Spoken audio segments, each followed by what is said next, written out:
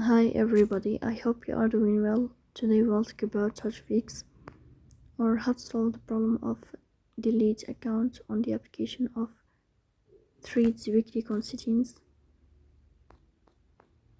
Here we go to apps, default apps, app settings.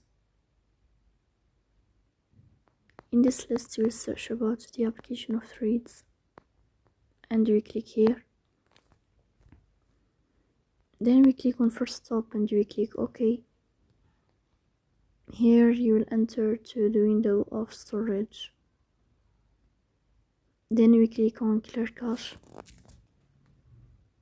In the end, you will turn off your phone and you will wait a moment to restart your phone again to fix that problem. So that's all. Don't forget to support us by like and subscribe. See you next time and thank you for your watching and your attention.